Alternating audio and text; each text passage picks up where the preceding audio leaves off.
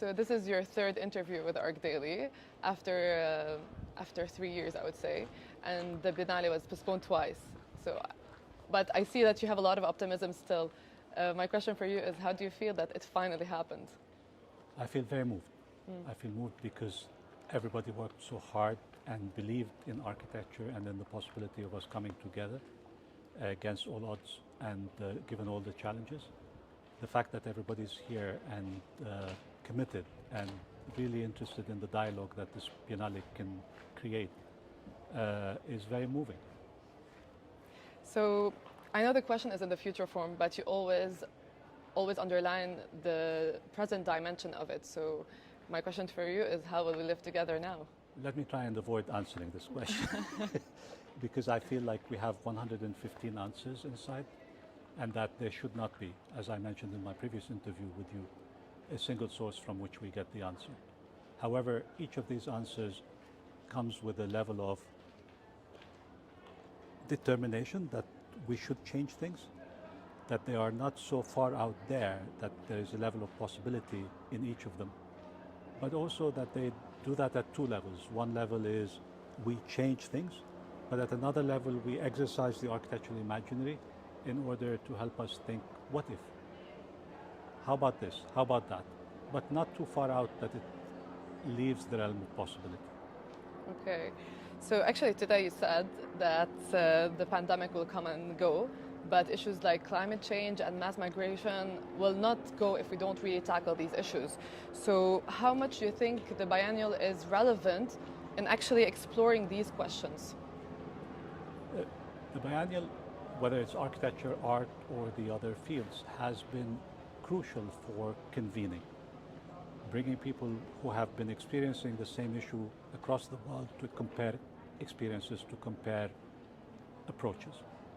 And therefore, it is vital for that exchange to have a platform like the Biennale. And in architecture, much more than the other fields, there is no such platform. There is no such comprehensive and inclusive platform as Venice. Yeah. And we notice actually that there are a lot of similar responses, and actually you spoke of recurring qualities among the interventions, the pavilions, etc. But knowing the fact that they come from different backgrounds, from different contexts, so how do you actually explain this? And do you think that the world actually has finally realized that we have common problems and that we should face them probably together?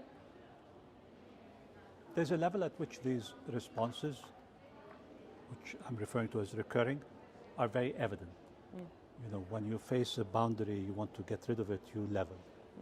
When you want to bring people together in a manner that is equitable and inclusive, you form a circle. I don't know if you noticed, but there are a lot of circles in this Biennale. These are forms of social association that I feel are universal, even though they have different meanings and they acquire different attributes with time in different contexts. But it's beautiful to see that there's a universal language that we can call architecture. So I noticed that there are a lot of new representations and also a lot of diversity in the backgrounds of the people that are actually part of this Biennale. Do you think this is related to the question the exhibition is asking? I think so. We cast the net very wide, not because only we wanted to be inclusive. There's definitely that willful need to be inclusive, but also because we were seeking innovative answers. And guess what? The innovative answers are not coming out of Europe and the US only anymore. They're coming out of everywhere.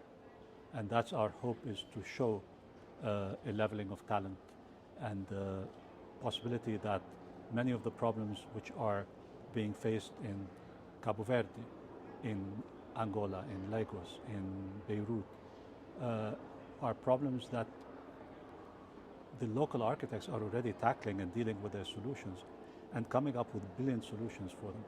So why not put those on a same level as other problems in Europe or in North America? Well, speaking of curators, we had a chance to talk to a lot of them, and everyone actually praised your involvement in their project and how much you pushed them forward. So I wanted to ask you about how was the collab after the postponement of the Biennale? How was the collaboration all in all with them, because it was digital, they were not here, and even they couldn't really build their pavilions? I have to say that after this Biennale I have 115 friends because of this biennale. And I'm very grateful for them to engage in discussion, dialogue, and also to work with each other. And that has been one of the benefits of this extra year. So the digital aspect is super omnipresent, I would say. And do you think this is a way to enhance the experience you were talking about, like the need to have an experience? Or do you think this is more of the future of architecture? Let's see, but I feel that there is something there, you're right. There is something about this enhanced experiential dimension in the way that these installations, projects focus on amplifying the sensory, tactile dimensions of architecture. There is something there.